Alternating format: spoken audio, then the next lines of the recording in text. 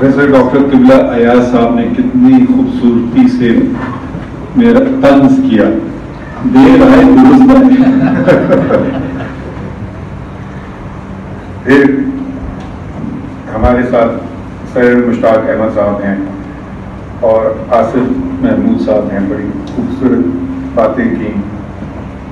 سب سے پہلے تو میں آپ سے وہ بات کہہ دوں جس سے مجھے اختلاف ہے، ڈاکٹر مشتاق پہ کسی قسم کی پابندی کہیں نہیں لگنا چاہیے، کیونکہ میں جج ہوں اور آرٹیکل 19 ہمارے دستور کا ان کو تحفظ دیتا ہے۔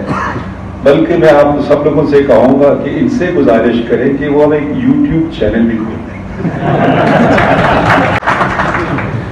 کیونکہ اس پر نہ تو 500 روپے کا خرچہ آئے گا دیکھنے والے کا، نہ 5000 کے جوتے لینے پڑیں گے۔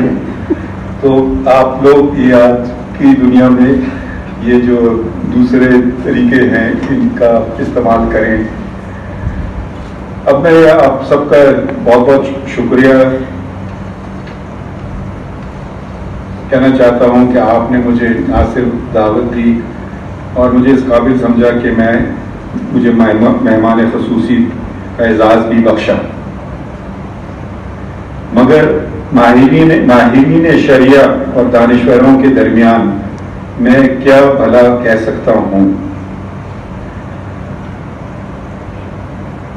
جواب مجھ سے بہتر یہ کتاب ہی دے سکتی ہے، ڈاکٹر مشتاق احمد صاحب کی، اور ان کی اس ماہرانہ وسیع اور جامع کتاب سے آداب القتال۔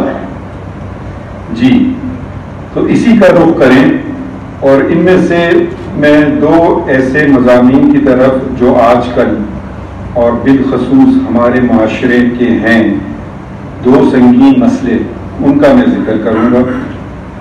پہلا خود کش حملوں کا۔ صفحہ 327 پر مشتاق صاحب سوال اٹھاتے ہیں، شہادت یا خودکشی؟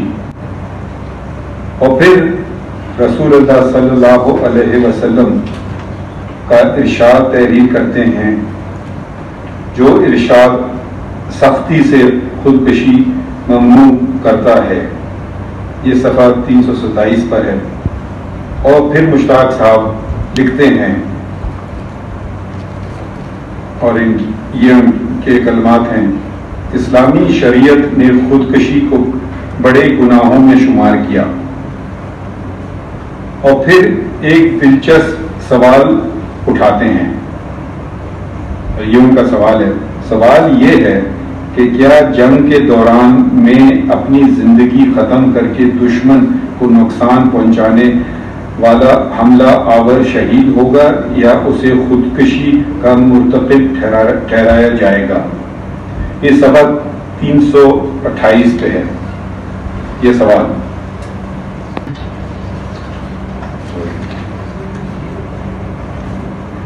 آپ کیجیے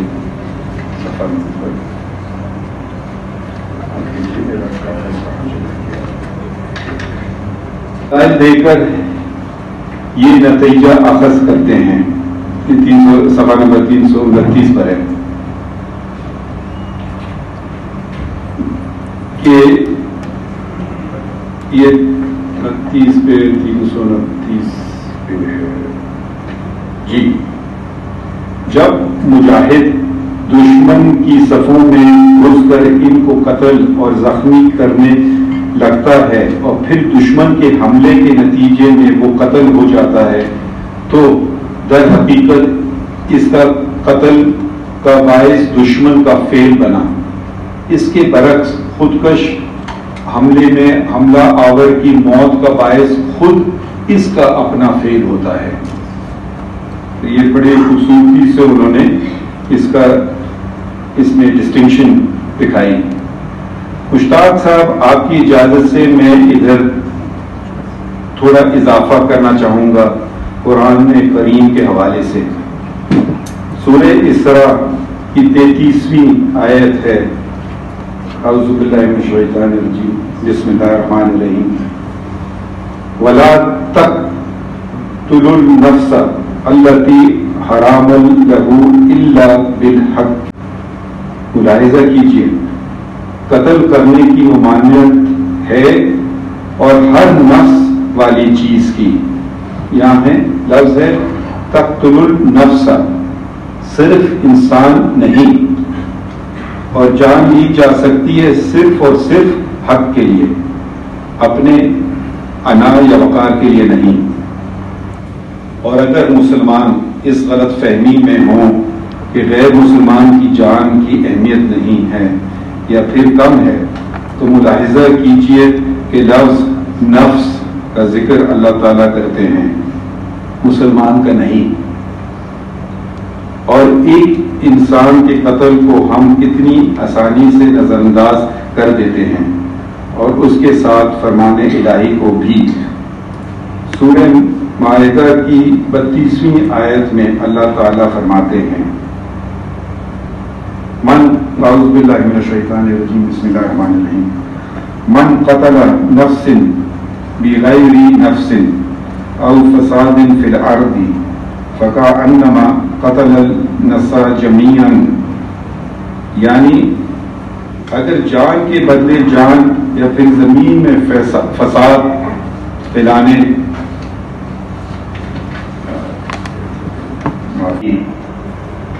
اس دنیا میں تو بچ گئے مگر آخرت میں قتل کا جرم تو نہیں بچے گا، اور سزا ایسی ہے جس سے رونگٹے کھڑے ہو جاتے ہیں.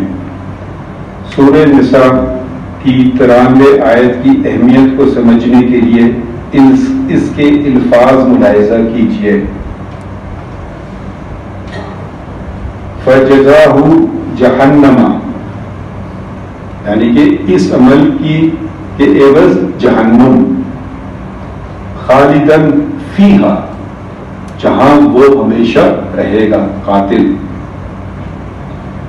اب یہاں ذرا سی میں بھی بات وضاحت کر دوں. جو حضرات کہتے ہیں کہ مسلمان تو آخر جنت ہی جائیں گے، اس سوچ کی نفی یہ آیت کرتی ہے.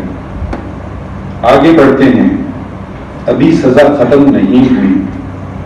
وَغَضِبَ اللَّهُ عَلَيْهِ، اور اللہ تعالیٰ کا عذاب اس پر، کہ جہنم میں بھی رہے گا اور اللہ تعالیٰ کا عذاب بھی اس پر. وَلَعْنَهُ، اور اس پر اللہ تعالیٰ کی لعنت. وَأَعَدَّ، اور اس نے تیار کی ہے اس کے لیے عذابًا عظیماً، عظیم عذاب. تو صرف جہنم نہیں ہے، اللہ تعالیٰ کا عذاب، اللہ تعالیٰ کی لعنت، اللہ تعالیٰ کی تیار کردہ عظیم سزا. جب اللہ تعالیٰ کی عظیم سزا ہے تو اس کا تو سوچنا ہی انسان کو لیے کافی ہو سکتا ہے کہ بھئی اس سے زیادہ برا کیا ہو سکتا ہے. اب اگر کوئی خودکش صرف اپنے آپ ہی کو قتل کر پائے تو کیا اس عمل کی بھی ممانعت ہے؟ جی ہاں، اور اس کی رہنمائی سورۃ نساء کی 29ویں آیت سے ہم لے سکتے ہیں. وَلَا تَقْتُلُوا أَنفُسَكُمْ، یعنی اپنے آپ کو قتل مت کرو. تو یہ میرے خیال میں یہ بالکل وضاحت سے ہمارے دین نے اس کی کر دی ہے. اب میں نے آپ سے ذکر کیا تھا کہ 2 مسئلے جو میں نے آپ کے سامنے اس کتاب سے لیے. دوسرا مسئلہ ہے وہ بھی ہمارے معاشرے میں پھیلا ہوا ہے اور پھیلتا جا رہا ہے، وہ ہے گہراؤ، جلاؤ اور بد اخلاقی کا. عوامی اور نجی جائیداد برباد اور نظر آتش کی جاتی ہیں، اور درخت بھی، اور یہ کسی جنگ میں نہیں مگر صرف اپنے مقاصد حاصل کرنے کے لیے. دین اسلام تو اس کی اجازت میدان جنگ میں بھی نہیں دیتا. ملاحظہ کیجئے حدیث صفحہ 95 پر اس کتاب کے. آگ کے ذریعے عذاب صرف آگ کا پروردگار ہی دے سکتا ہے. اسلام تو چونٹی پہاڑی کو جلانے تک کی اجازت نہیں دیتا، اور جب آپ کو ایک چونٹی کاٹے تو صرف اس ہی کو ٹھکانے لگانے کی اجازت ہے۔ بھلا درخت نے کسی کا کیا بگاڑا؟ یہ تو اللہ تعالیٰ کو سجدہ کرتے ہیں۔ جی سورۃ حج آیت 18 میں اس کا ذکر ہے۔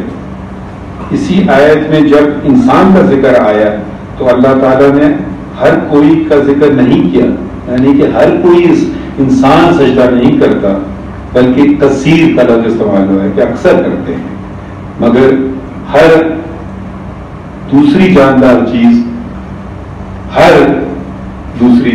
چیز سجدہ کرتی ہے۔ تو جب سجدہ اور تسبیح کرنے والی تمام مخلوق یعنی درخت اور پودے تسبیح بھی کرتے ہیں۔ سورہ اسراء میں آیت 44 میں اس کا ذکر ہے۔ سوچئے درخت اور پودے سجدہ گو بھی ہیں اور تسبیح بھی کرتے ہیں۔ ایک ذکر کروں، ایک صوفی سلسلے کا ایک شیخ تھے، بہت بوڑھے ہو گئے تھے، تو انہوں نے سوچا کہ وقت آ گیا ہے کہ وہ اپنے شاگردوں میں سے ایک کا انتخاب کرے جو اس کی جگہ لے سکے، اور یہ جاننے کے لیے کہ خالق کی مخلوق کی سب سے زیادہ قدر اور محبت کس کو ہے، انہوں نے اپنے شاگردوں کو مخاطب ہو کر کہا، مگر یہ نہیں بتایا کہ وہ وجہ کیا ہے، کہ اذان مغرب سے قبل تم یہ استنبول کا ذکر ہے، شہر استنبول میں سب سے خوبصورت پھول مجھے پیش کرو، لا کر مجھے پیش کرو۔ کوئی شاگرد بہترین گلاب لایا، تو کوئی شاندار ٹیولپ، تو کوئی نایاب پھول، مگر ایک شاگرد لوٹ کر ہی نہیں آ رہا تھا۔ آخر کار اذان مغرب سے کچھ ہی لمحے پہلے تھکا ہوا آیا ہے، تو اس نے اپنے شیخ کی خدمت میں ایک مرا ہوا پھول پیش کر دیا اور کہا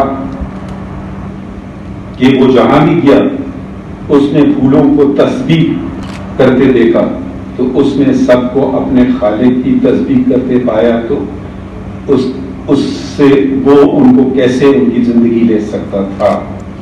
اس نے اس پھول کو کاٹا جو تسبیح کرتے کرتے فنا ہو چکا تھا۔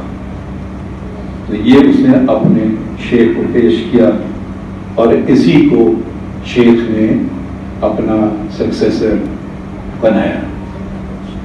تو یہ ہے ہمارا دین جو قدر کرتا ہے ہر جاندار چیز کی، اور آج ہم کہاں ٹھہرے ہیں، اس پہ ہم سب کو غور و فکر کرنا چاہیے، اور ایسے ادارے جیسے ماشاءاللہ آپ کے ہیں قبلہ صاحب اسلامی نظریاتی کونسل کے عوض سے یہ پیغام ہے اسلام جو محبت پر بیسڈ ہے، اس کی اعلیٰ تشریح کریں، اور ان کلمات سے میں آپ لوگوں کا بہت بہت ایک دفعہ شکریہ ادا کرتا ہوں کہ میں اتنی بخوبی جیسے اس سے پہلے لوگوں نے آتے ہی اس طرح سے تو نہیں کر پایا، مگر جو کچھ کہا دل سے کہا۔ بہت بہت شکریہ۔